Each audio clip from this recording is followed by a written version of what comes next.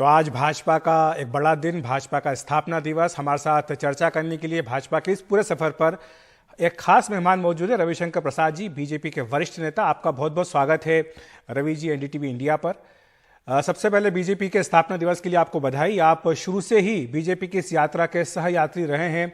किस तरह से देखेंगे कि आज बीजेपी जिस मुकाम पर पहुंची है, क्या ये बीजेपी का शीर्ष आ गया है या आपको लगता है कि अभी भी एक लंबा रास्ता तय करना बाकी है? धन्यवाद अखिलेश जी, आपकी शुभकामनाओं के लिए। सबसे बड़ी बात आप ये देखिए कि भाजपा सिर्फ एक राजनीतिक दल नहीं है, इसका एक विजन है।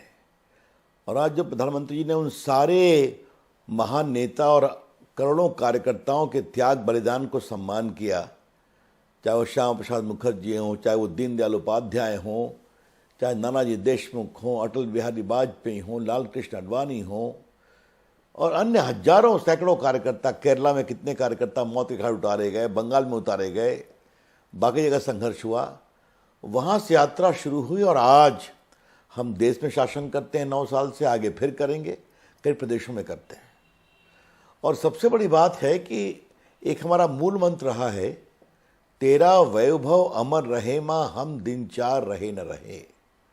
आज भारत दुनिया की बड़ी ताकत है या नहीं, दुनिया की 5वीं इकॉनमी है या नहीं, भारत का सम्मान दुनिया एक बहुत ही प्रतिष्ठा के साथ करती है या नहीं करती है। और बाकी प्रधानमंत्री ने अपने भाषण में सारी उपलब्धियों का जिक्र किया, मैं उसको दोहराऊंगा नहीं कि भारत कैसे दुनिया का एक समर्थ देश बनने के रास्ते पर है। तो यही हमारा पड़ाव है? नहीं, हमारा पड़ाव है भारत को दुनिया की एक बड़ी ताकत बनाना, डेवलप्ड देश बनाना। तो ये विजन आपके सामने है।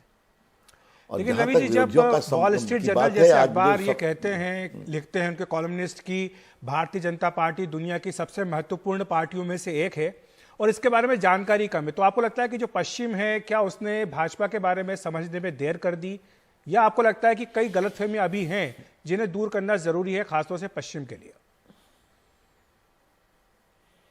देखिए, जहां तक पश्चिम का सवाल है, एक बात मैं आज अवश्य कहना चाहूंगा कि एक तो पारंपरिक पूर्वाग्रह रहता है, चाहे अमेरिका हो या इंग्लैंड हो या यूरोप हो।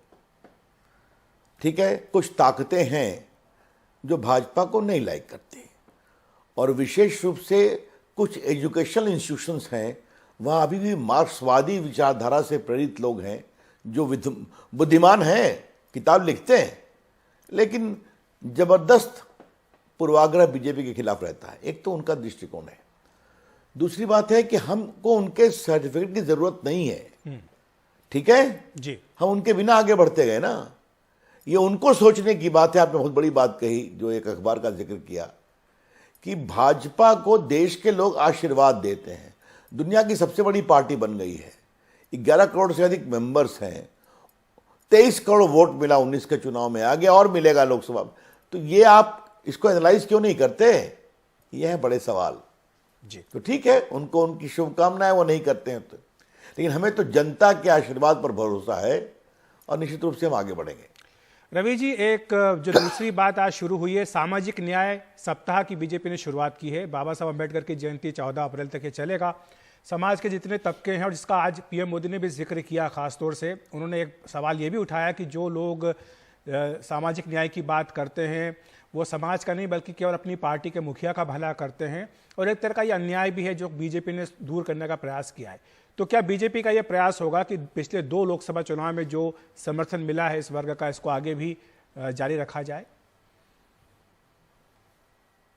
देखिए, प्रधानमंत्री जी ने एक बहुत बड़ी बात कही कि अगर हमने सामाजिक न्याय की बात की तो 80 करोड़ लोगों को खाना खिलाया, 200 करोड़ लोगों को free vaccine, 200 crore dose free vaccine लगा, सड़कें बनी तो सबके लिए बनी, बिजली गई तो हर के गांव में गई, है ना। एक तरफ ये हुआ एम्पावरमेंट, सशक्तिकरण, चाहे महिला हो, गरीब हो, पिछड़े हो, वंचित हो। दूसरी तरफ क्या है, लालू जी का सामाजिक न्याय क्या है कि राबड़ी देवी बनेगी मुख्यमंत्री, तेजस्वी बनेगा उप मुख्यमंत्री, आगे बनेगा मुख्यमंत्री। स्वर्गीय मुलायम सिंह का सामाजिक न्याय क्या है कि अखिलेश यादव बनेंगे मुख्यमंत्री। आपके स्वर्गीय करुणानिधि का क्या है सामाजिक न्याय, वो भी बात करते हैं डीएमके, कि स्टालिन बनेंगे मुख्यमंत्री। ये मैंने आपको कुछ उदाहरण दिए।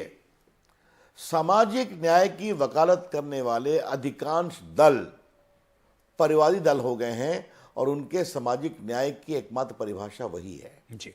मैं आपसे एक बात कहूं कि लालू प्रसाद गए चारा घोटाले में जेल, मेरे वकील के रूप में कुछ भूमिका रही है सीबीआई इंक्वायरी कराने में, आपको पता होगा।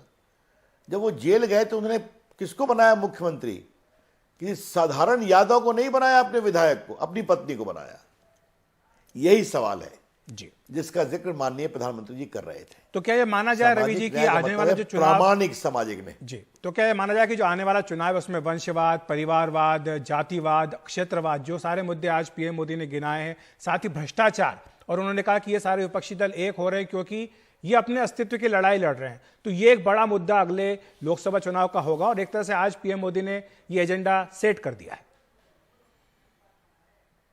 बिल्कुल बिल्कुल, क्यों नहीं होना चाहिए, निश्चित होना चाहिए। और एक बात मैं अखिलेश जी, बहुत दिनों के बाद आपके चैनल पर आपसे मैं बात कर रहा हूं, तो एक बात मैं और कह दूं, कल सुप्रीम कोर्ट में इनका केस डिसमिस हुआ।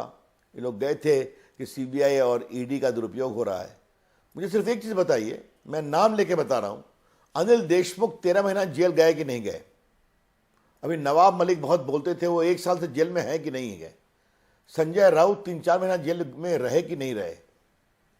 बाकी लालू प्रसाद को सजा हुई कि नहीं हुई? वो कन्विक्ट हुए कि नहीं हुए?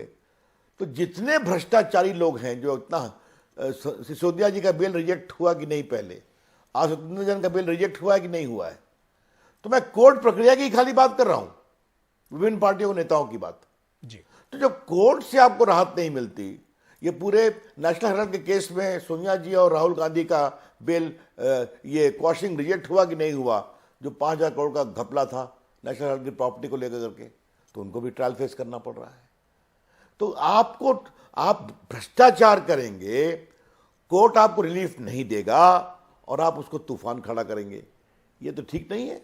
तो ठीक लेकिन है, एक आरोप जो लगाया जाता है विपक्षी पार्टियों की ओर से रवि जी, वो ये है कि लोकतंत्र खतरे में है। आप जानते हैं कि राहुल गांधी जो हैं, जब अभी हाल ही में लंदन की यात्रा पर थे, उन्होंने कई बार इस बात को कहा भी, और बार बार इस बात को दोहराया जाता है कि सारे जो संवैधानिक संस्थाएं हैं वो खतरे में हैं। तो इस पर आप क्या कहेंगे? और अभी हमने देखा कि आज ही बजट सत्र समाप्त हुआ लेकिन धुल गया, कोई कामकाज उसमें नहीं हो पाया।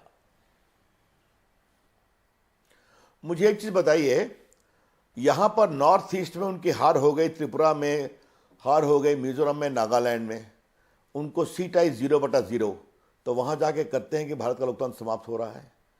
अब राहुल गांधी की पार्टी को वोट नहीं मिलता तो हम क्या करें, मुझे बता दीजिए आप।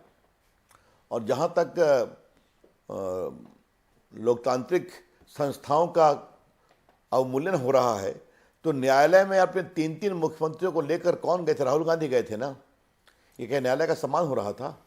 राज्यसभा में राष्ट्रपति के अभिभाषण पर प्रधानमंत्री को 2 घंटा बोलने नहीं दिया इन लोगों ने, और प्रधानमंत्री ने उसी नारे शोरबाजी में भी अपना भाषण दिया। ये कौन सी बात हो रही थी, मुझे बताइए आप। जिस तरह का प्रेस कॉन्फ्रेंस में पत्रकारों पर टिप्पणी करते हैं राहुल गांधी, अगर हम लोग करें तो आप लोग की पूरी जमात हमारा विरोध करे। ये तो मैंने कुछ आपको एग्जाम्पल बताया। आज श्रीमान गुलाम नबी आज़ाद कांग्रेस के अंदर क्या लोकतंत्र है बता रहे हैं। तो इसलिए आज हमारे जो विरोधी हैं, केरला में हमारे कार्यकर्ताओं को कितना मारा गया, बंगाल में भाजपा कार्यकर्ताओं पर क्या जुल्म होता है, मैं आपसे पूछ रहा हूं। तो क्या वहां लोकतांत्रिक आचरण होता है? जी। तो ठीक है, वो कहेंगे तो देश के सामने बात आएगी और आनी भी चाहिए। लेकिन सबसे बड़ी बात यह है, घूम फिर कर बात एक ही आती है कि उनको वोट नहीं मिलता अखिलेश बाबू, तो हम क्या करें? तो कभी वो चुनाव आयोग पर हमला करेंगे, न्यायालय पर हमला करेंगे, इनकी बात मीडिया में छप जाए, अखिलेश बाबू चला दे तो बड़ी अच्छी बात है, इनकी बात इनके मन अनुसार नहीं चलेगी तो फिर वो खिलाफ है। तो ये कौन सा लोकतांत्रिक आचरण का सम्मान है, ये मुझे समझ में नहीं आता है। मेरे लिए हो तो सब ठीक, नहीं हो तो हम आलोचना करेंगे, ये ठीक नहीं है। बहुत बहुत धन्यवाद आपका रविशंकर जी, हमारे साथ जुड़ने के लिए, विस्तार से समझाने के लिए, और साथ ही बीजेपी की इस यात्रा पर प्रकाश डालने के लिए आपका बहुत बहुत धन्यवाद।